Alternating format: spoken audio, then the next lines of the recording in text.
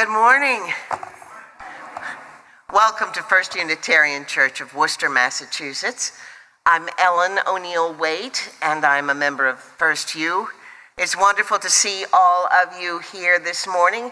I'm leading today's service with Allegra Martin, our Director of Music, and Samantha Namath, Director of Religious Education. Our minister, Sarah Stewart, is in Michigan attending her mother's memorial service. Our thoughts are with her and her family. I'm pleased to say that Ken Hannaford Riccardi, a parishioner here at First U, is delivering our sermon today. Ken is a longtime peace activist. He has practiced nonviolence here at home as well as in Iraq, Afghanistan, Ireland, and Palestine. We're also delighted to have Becky Spanigal as our guest musician today. Our broadcast technician, Eugene Rossi, and our head usher is Kate Sheehan. You may have noticed that there seems to be a paucity of children and families this morning. Many of our families are in Ferry Beach celebrating end of summer with other UU families. Here at First Unitarian Church, we strive in loving fellowship to honor the sacred, connect with each other, and serve justice. We are a welcoming community. Whatever your age, race, class, or nationality, you are welcome here. Single people and families of all kinds are welcome here. LGBTQI folks are welcome here. All those of physical and mental abilities are welcome here. The doors of this church are open to all, and we are delighted to have you here with us today. Welcome to those of you who are joining us online.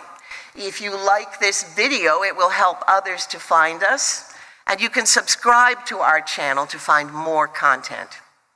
If you would like to get involved with everything that we do at this church, I recommend that you subscribe to our newsletter.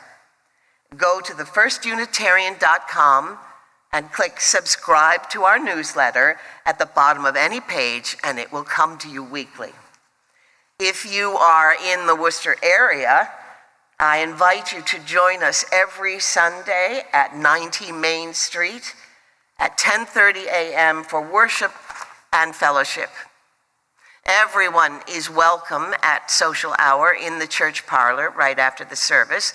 You may get there through either of these entrances. This on my left is the accessibility entrance. If you are a newcomer, please stop by the welcome table in the church parlor and pick up a gift bag so that we can get to know each other better. If you fill out a visitor form, you will be signed up for our newsletter, and our minister will reach out to you. There are announcements in your order of service, but I would like to highlight the fact that next week is our open house and opportunity fair. Open house means that we would like to encourage you to invite 2 people to come and join you here and see what we have to offer. And what we have to offer will be tables up in our, I'm sorry, I'm speaking Uyghur language. I was about to say quad ball pitch, up in the area above the parlor. Please contact Hannah Bluestone if you would like to have a table here. That information is in your order of service. We are requesting that you make your tables look great.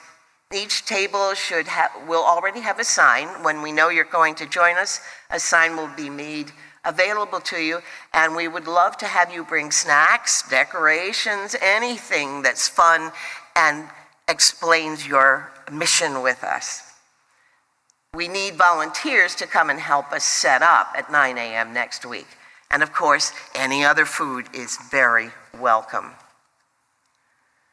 If you hear bumping and thumping and drilling when you're in the parlor, that's because we are readying an office space for our music director. This is the day the Lord has made. Let us rejoice and be glad in it.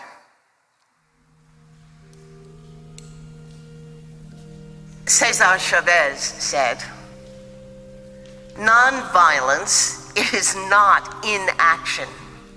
It is not discussion. It is not for the timid or weak.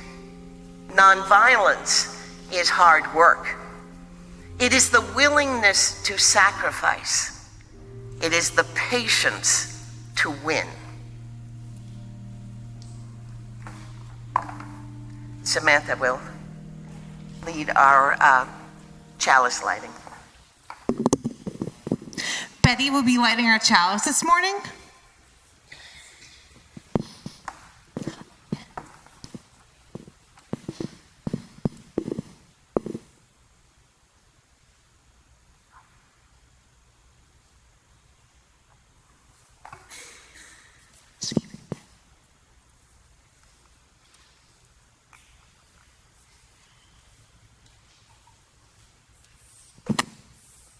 In the spirit of love, we light this chalice.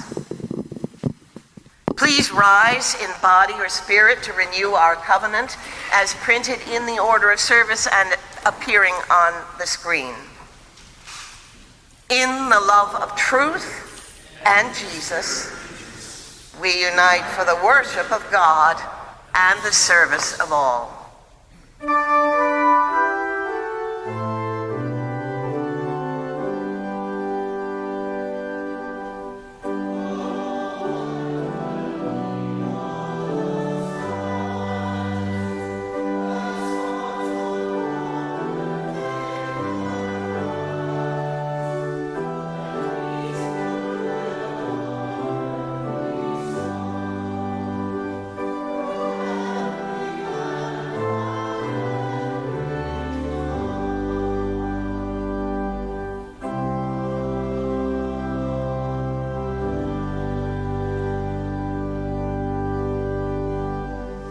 Please join us in singing our opening hymn, number 159 in the gray hymnal, "This Is My Song." It will be displayed on the screen as well.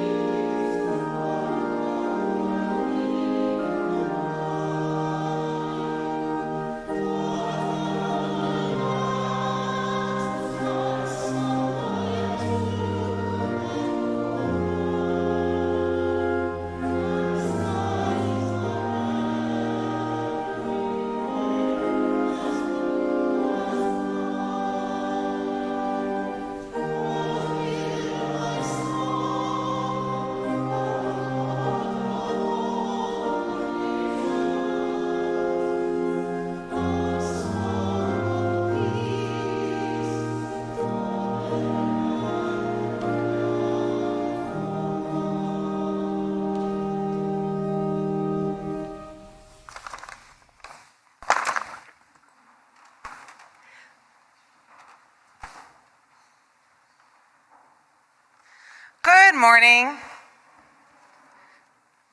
A few faith development announcements for today.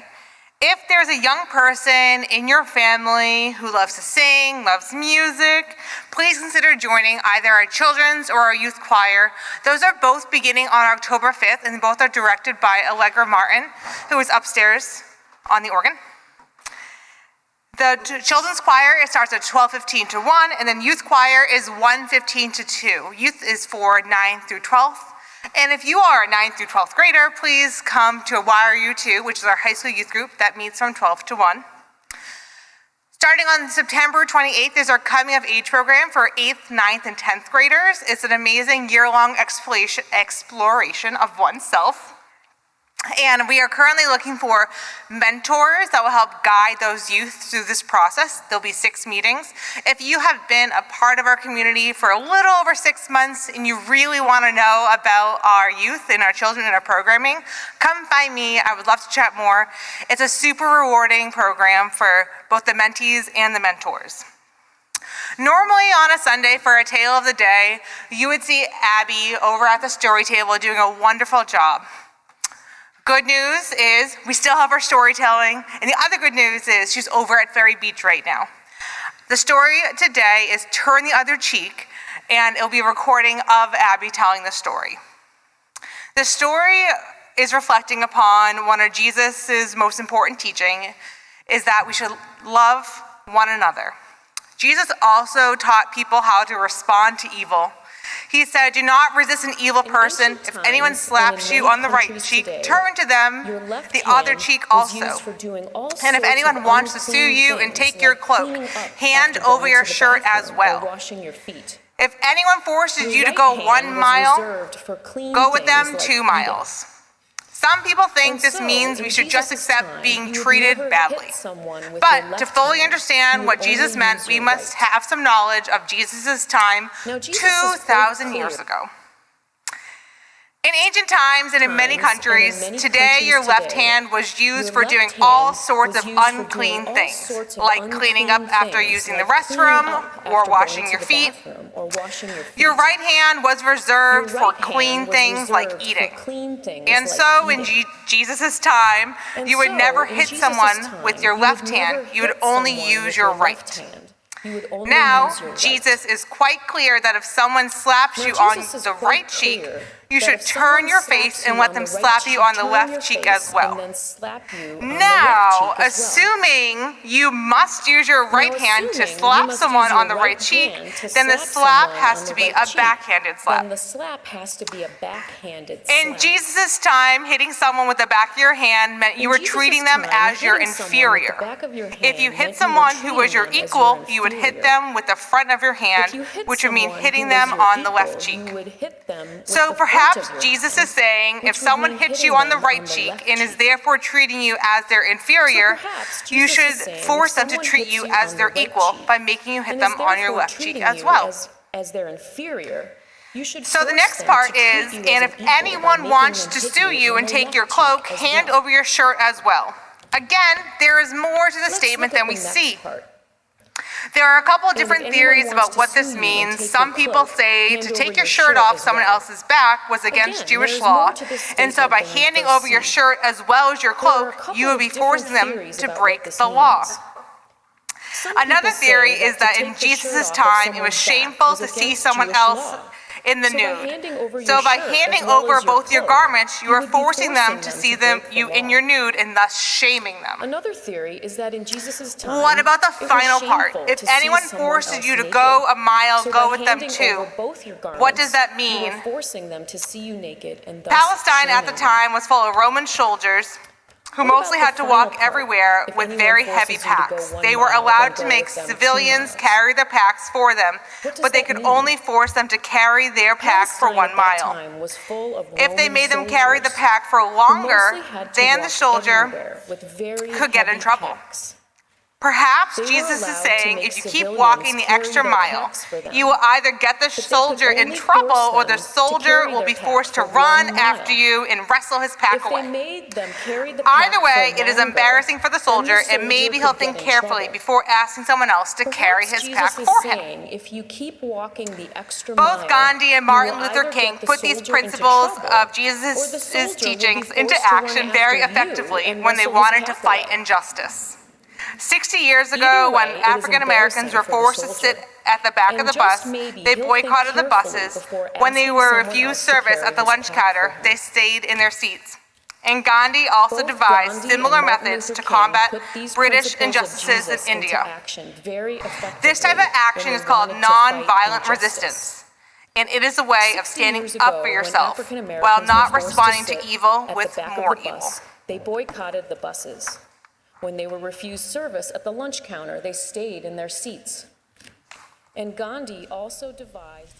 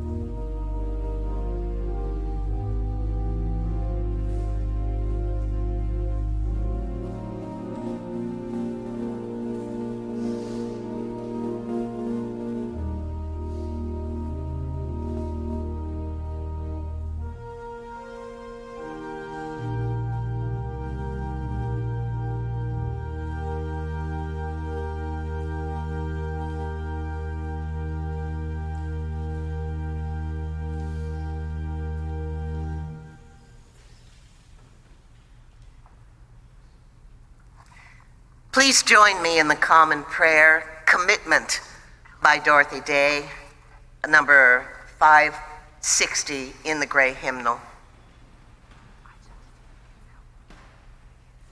I beg your pardon, I've jumped the gun. We need to acknowledge some people here. I'd like to invite all my children, friends, youth, and volunteers down to the lounge area for our programming. Thank you.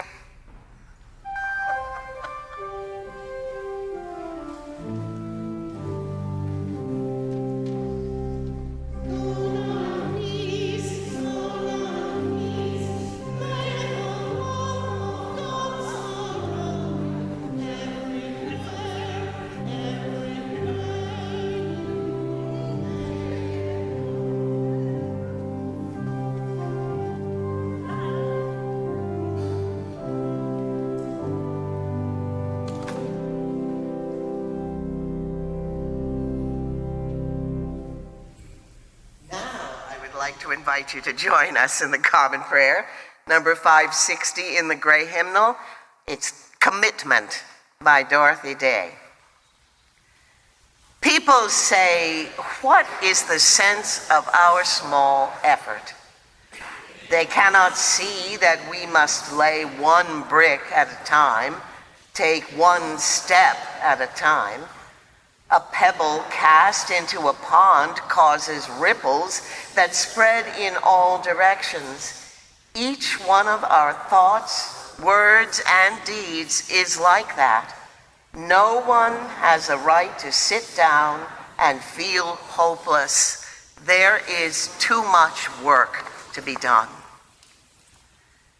In our sacred time together, we share the joys and sorrows of our church with one another. Jeff lights a candle in the hope that we have the courage to recognize and acknowledge our nation's complicity in the ongoing genocide in Gaza.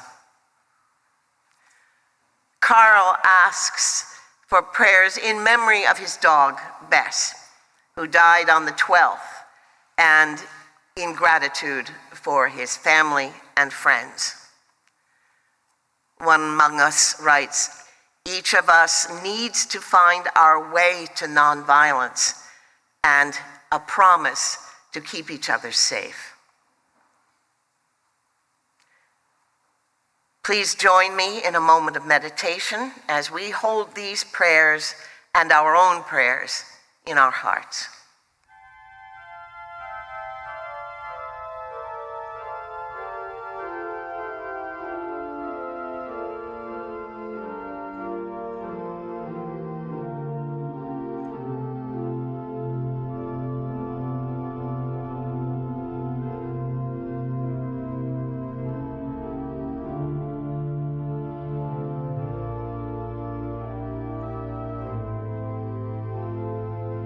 There are joys and sorrows which have gone unspoken this morning.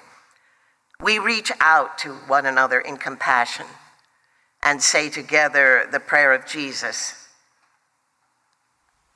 Our Father, which art in heaven, hallowed be thy name. Thy kingdom come, thy will be done on earth as it is in heaven. Give us this day our daily bread, and forgive us our trespasses, as we forgive those who trespass against us. And lead us not into temptation, but deliver us from evil. For thine is the kingdom, the power, and the glory, forever and ever. Amen. Our ministries here at First Unitarian Church continue to thrive because of your support. The ushers will receive your morning's offering, or you may scan the QR code in your order of service. If you are online, the QR code will appear on your screen. I invite your generous contributions for the good work of our community.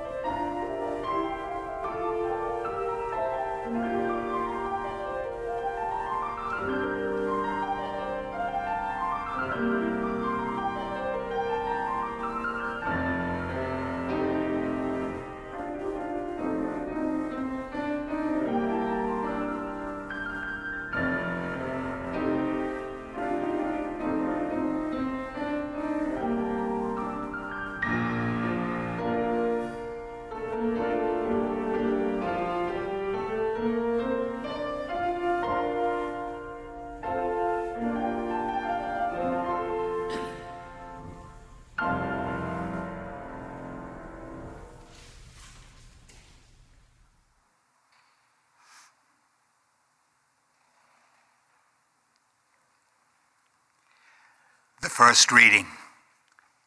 In May of 1966, Martin Luther King made direct reference to the relevance of nonviolence in obtaining freedom for his people. His words ring equally true today. I am convinced, he said, that for practical as well as moral reasons, nonviolence offers the only road to freedom for my people. This is no time for romantic illusions about freedom and empty philosophical debate. Rather, this is a time for action. What is needed is a strategy for change, a tactical program which will bring the Negro into the mainstream of American life as quickly as possible, and so far, this has only been offered by the nonviolent movement. Please rise in body or spirit to sing hymn number 170 in the gray hymnal, We Are a Gentle, Angry People, first 4 verses only.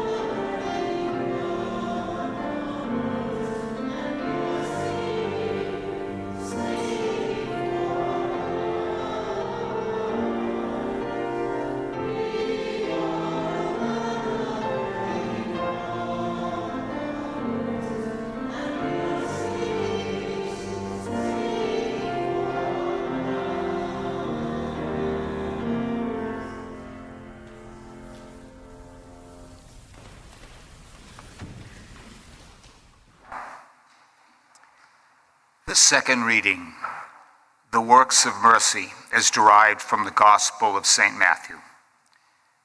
Feed the hungry, give drink to the thirsty, clothe the naked, visit the sick, shelter the homeless, visit prisoners, bury the dead. The works of war by the late Rita Corbin, who lived for a time in Worcester.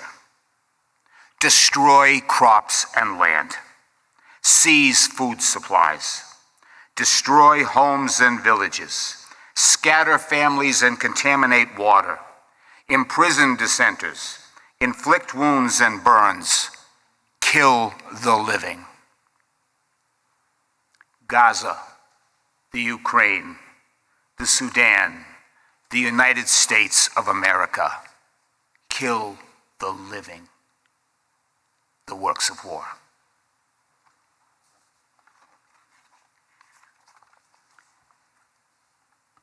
On the day after last November's presidential election, many of us woke to a morning fraught with both confusion and anger. We were confused because, hey, this wasn't supposed to happen, right? There was an intelligent, competent, likable woman whom many had voted for, and whom we were confident would be a capable and maybe an excellent president. But somehow she wasn't going to be the next president. We were angry because of our anxiety, our fear over what we thought might lie in store for our country. This fear, which had eaten its way into the corners of our minds during the just completed election season, had now taken on full flight. What was unthinkable as we entered the voting booth yesterday had indeed become fact, literally overnight. 10 months have passed since that November day, and the dust has just begun to settle a bit. What was the future has become the present, and many among us have seen our worst fears become real. Funding for programs benefiting the poor and the uneducated, people of color, have been slashed or worse, outright eliminated.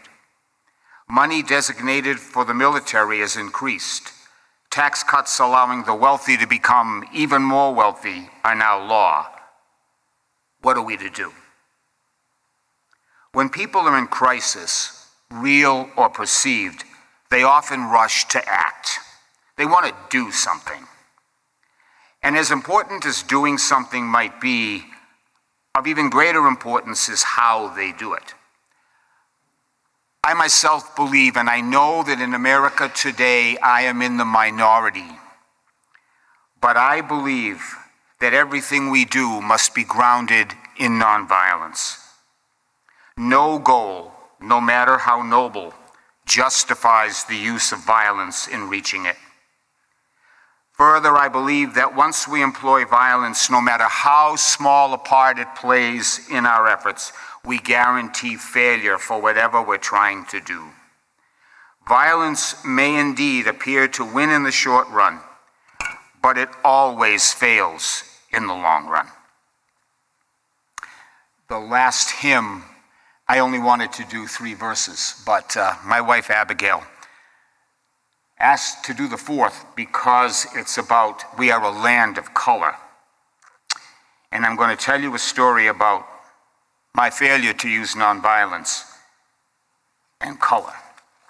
About 25 years ago, before our son James, who is at Ferry Beach with Abby today, but before he came to live with us, we were only 3. Our oldest son, Terry, Abby, and me. And if you remember Terry, he's been living in Quincy now for about 10 years.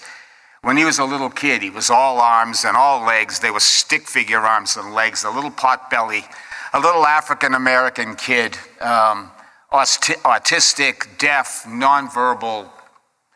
He had a load of things that he had to overcome. And we found ourselves in Holden at the McDonald's there. And when you walked into the McDonald's in those days, that particular one, there was a little plexiglass playroom and had its own little door, and the floor was covered to about 8 inches deep with red and yellow and orange and green balls about 3 inches in diameter. And anything that rolled, Terry was its friend.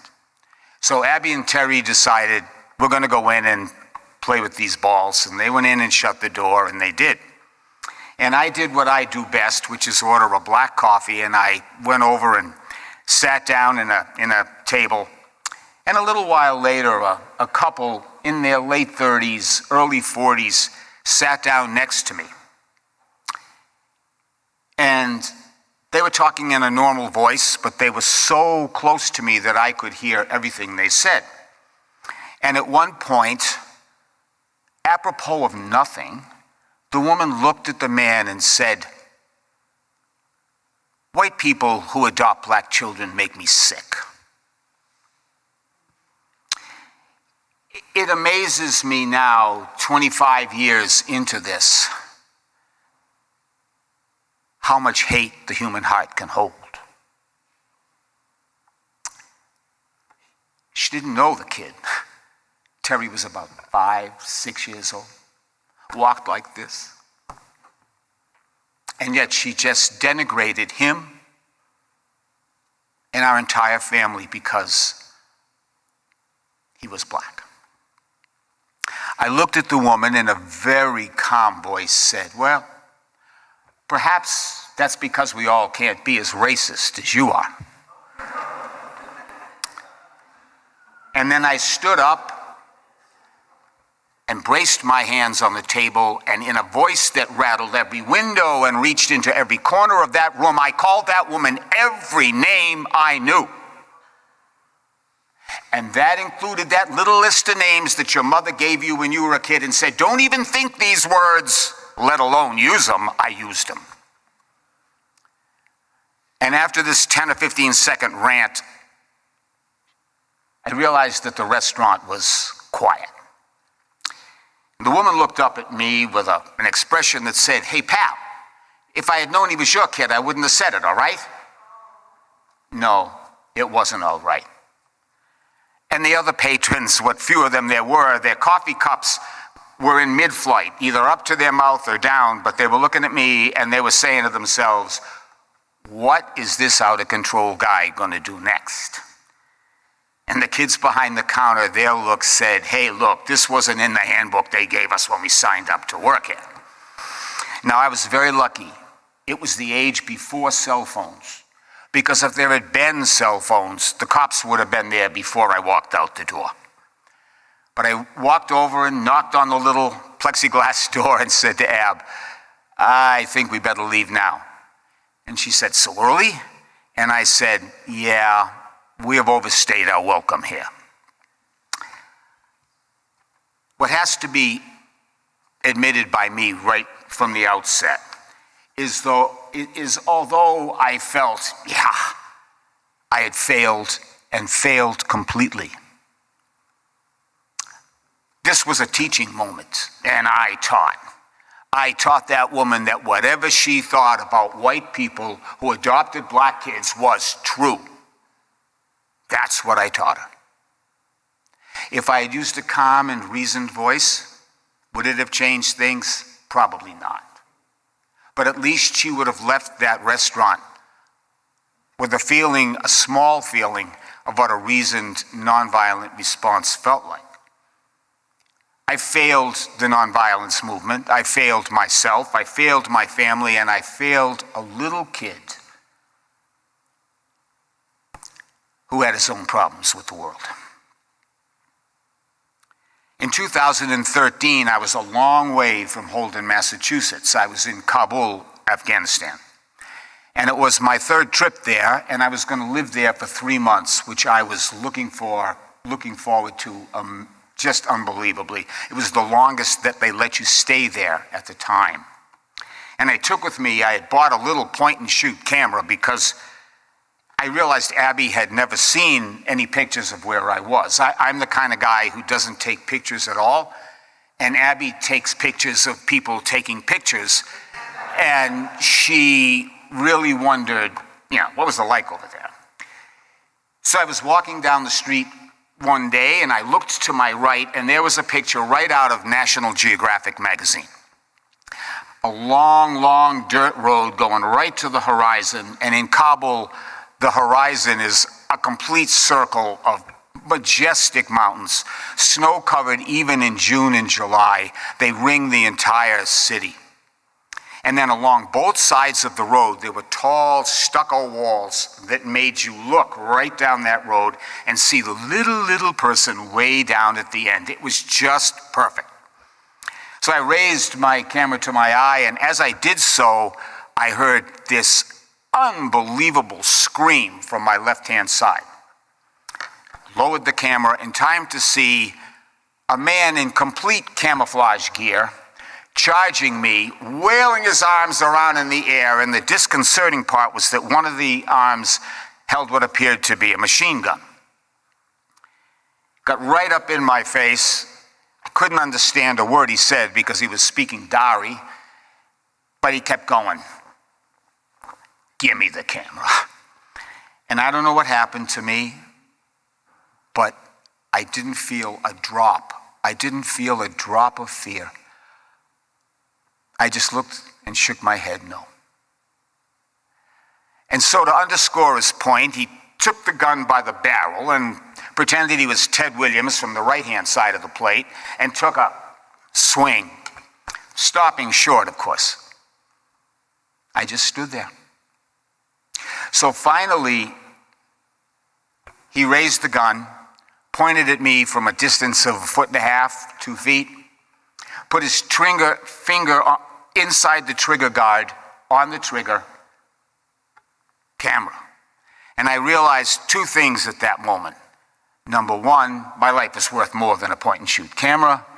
And number two, if that rifle was on full auto, all he had to do was twitch, and you'd be talking about me in the past tense. Gave him the camera and walked off home. When I got there, I talked to one of the guys who'd been in Afghanistan for a long, long time working with kids. He knew the language, he knew the customs and traditions, and he said, not to worry, take a few of the boys, go down and talk to the guy, you'll get your camera back. So I took 4 or 5 of the kids, they were 14, 15, 16 years old, and off we trooped back to the corner where there was the man with the gun, sitting with my camera amidst a whole bunch of his comrades also armed.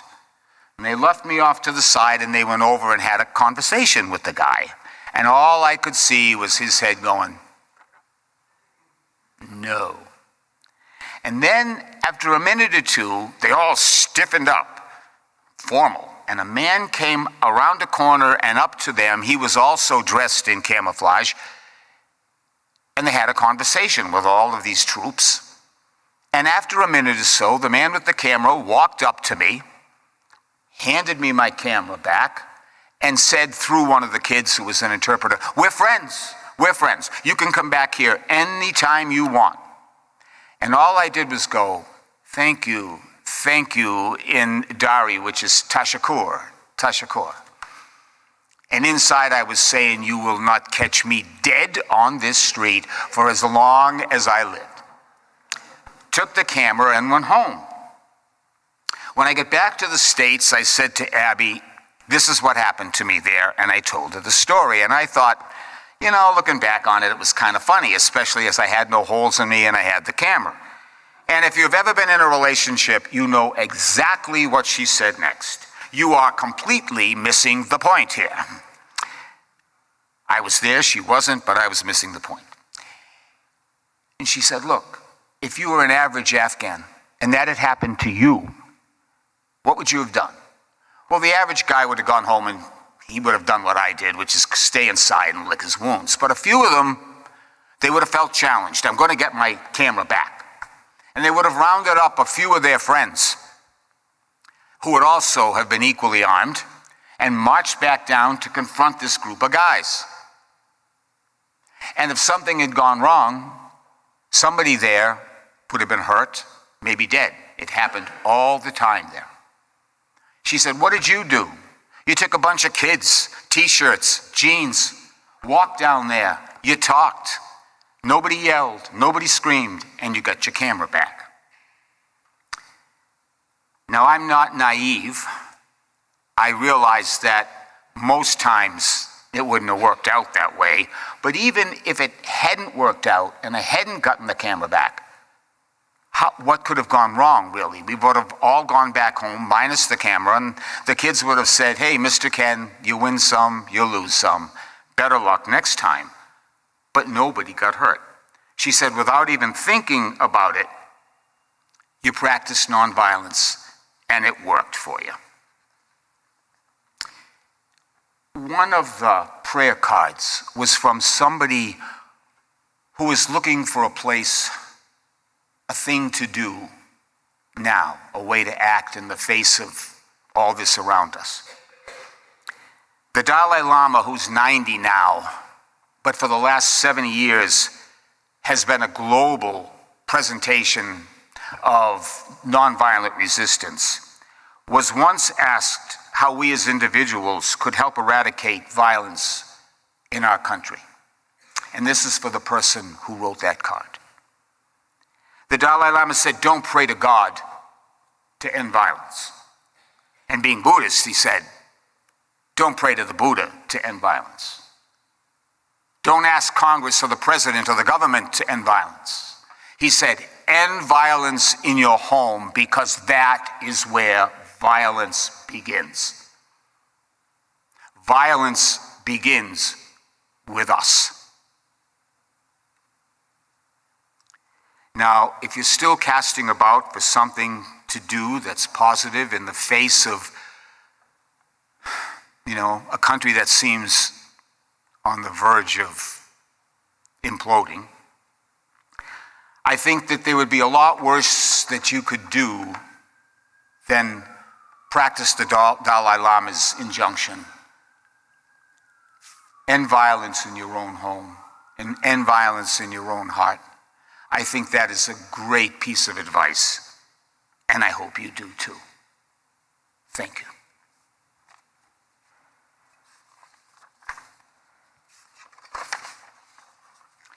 Please rise in body or spirit to sing our closing hymn, Gonna Lay Down My Sword and Shield, in your gray hymnals and appearing on the screen.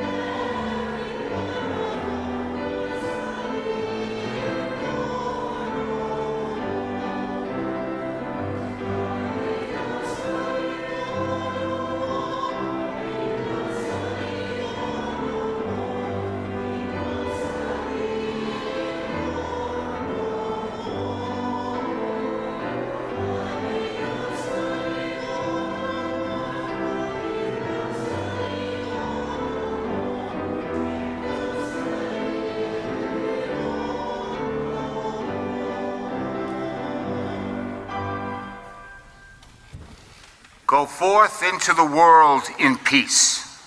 Be of good courage. Hold fast that which is good. Render to no one evil for evil.